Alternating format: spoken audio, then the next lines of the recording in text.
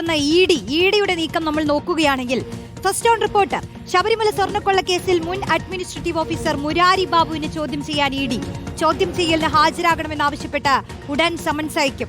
ജാമ്യം ലഭിച്ചതിന് തൊട്ടു പിന്നാലെയാണ് ഇഡി നീക്കം.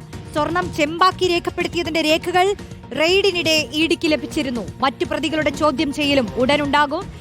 ശരൺ ചേരുന്നു. ശരൺ, സമാന്തരമായി തന്നെ ഇഡിയുടെ അന്വേഷണം നടക്കുമ്പോൾ പുറത്തുള്ള മുരാരി ബാബുവിനെ വിളിച്ച് ചോദ്യം ചെയ്യാനല്ലേ നീക്കം? മറ്റു പ്രതികളെയും ചോദ്യം ചെയ്യുമല്ലോ. എപ്പോഴുണ്ടാകും? ഉടൻ തന്നെയല്ലേ ഉണ്ടാവുക?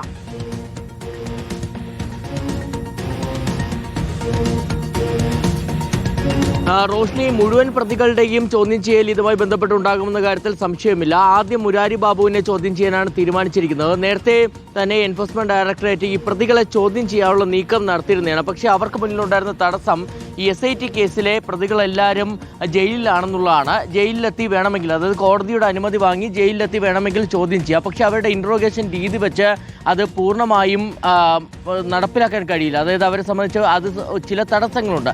അതുകൊണ്ട് കൂടിയാണ് അവർ ഈ ജാമ്യം ലഭിക്കാൻ വേണ്ടി കാത്തിരുന്നെന്നുള്ളതാണ് നമ്മൾ മനസ്സിലാക്കുന്നത്. ഇന്നലെ SIT കേസിൽ, അതായത് SIT കേസിൽ 90 ദിവസം ആയിട്ടും കുറ്റപത്രം സമർപ്പിക്കാത്തതിനാൽ മുൻ അഡ്മിനിസ്ട്രേറ്റീവ് ഓഫീസറായ മുരാരി ബാബുവിന് ജാമ്യം ലഭിക്കുന്നു. അങ്ങനെ ഇന്നലെ അദ്ദേഹം വൈകിട്ട് ജയിലിന് പുറത്തിറങ്ങുന്നത് നമ്മൾ കണ്ടിരുന്നതാണ്. അതിന് തൊട്ടു പിന്നാലെയാണ് എൻഫോഴ്സ്മെന്റ് ഡയറക്ടറേറ്റ് അദ്ദേഹത്തെ ചോദ്യം ചെയ്യാനുള്ള നടപടികൾ ഊർജിതമാക്കിയിരിക്കുന്നത്. അടുത്ത ആഴ്ച തന്നെ അദ്ദേഹത്തിന് സമൻസ് അയക്കുമെന്നുള്ള വിവരം കൂടിയാണ് നമുക്ക് ലഭ്യമായിരിക്കുന്നത്. നേരത്തെ പ്രധാനപ്പെട്ട റെയ്ഡ് നമ്മൾ ഇഡിയുടെ ഭാഗത്ത് നിന്ന് കണ്ടിരുന്നതാണ്. ഒരേ സമയം 21 ഇടങ്ങളിൽ റെയ്ഡ് നടന്നിരുന്നു.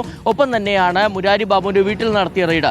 ആ വീട്ടിൽ നടത്തിയ റെയ്ഡിൽ ചില രേഖകൾ എൻഫോഴ്സ്മെന്റ് ഡയറക്ടറേറ്റിന് ലഭിക്കുകയും ചെയ്തിരുന്നു. അതായത് മുരാരി ബാബുവിൻ്റെ ആസ്തി വിവരങ്ങളടക്കമാണ് ശേഖരിച്ചത്. അങ്ങനെ ശേഖരിച്ച് പരിശോധിച്ചപ്പോൾ അനധികൃത സ്വത്ത് സമ്പാദനം, പ്രത്യേകിച്ച് ഈ സ്വർണ്ണക്കൊള്ള നടന്നതിന് പിന്നാലെ വരവിൽ കവിഞ്ഞ സ്വത്ത് സമ്പാദനം മുരാരി ബാബു നടത്തി എന്നുള്ളൊരു നിഗമനത്തിലേക്ക് കൂടി ഇഡി എത്തിച്ചേരുക. അതിൻ്റെ അടിസ്ഥാനത്തിലാണ് മുരാരി ബാബുവിൻ്റെ സ്വത്തുക്കൾ കണ്ടുകെട്ടാനുള്ള നടപടികൾ ആരംഭിച്ചിരിക്കുന്നത്. എന്തായാലും ഇതിനിടയിലാണ് ഇപ്പോൾ മുരാരി ബാബുവിനെ ചോദ്യം ചെയ്യാൻ തീരുമാനിച്ചിരിക്കുന്നത്. ഇനി മറ്റ് പ്രതികളുടെ കാര്യത്തിലാണെന്നുണ്ടെങ്കിൽ ഉണ്ണികൃഷ്ണൻ പോറ്റി അടക്കമുള്ളവരുടെ ചോദ്യം ചെയ്യൽ വൈകാതെ തന്നെ ഉണ്ടാകുമെന്നുള്ളതാണ് നമുക്ക് ലഭിക്കുന്ന വിവരം. നമുക്ക് നിലവിലറിയാം, ഉണ്ണികൃഷ്ണൻ പോറ്റിക്ക് ആദ്യ കേസിൽ, SITയുടെ ആദ്യ കേസിൽ ജാമ്യം ലഭിച്ചിട്ടുണ്ട്. രണ്ടാമത്തെ കേസിൽ ജാമ്യാപേക്ഷ നൽകിയിട്ടുണ്ട്. അത് അടുത്ത മാസം ആദ്യം ജാമ്യം ലഭിക്കുമെന്നുള്ളതാണ് പ്രതീക്ഷിക്കുന്നത്. അങ്ങനെ ഉണ്ണികൃഷ്ണൻ പോറ്റി ജയിലിന് പുറത്തിറങ്ങുകയാണെന്നുണ്ടെങ്കിൽ അപ്പോൾ തന്നെ സമൻസ് അയക്കാനുള്ള നീക്കവും ഇഡിയുടെ ഭാഗത്തു നിന്നുണ്ടാകും.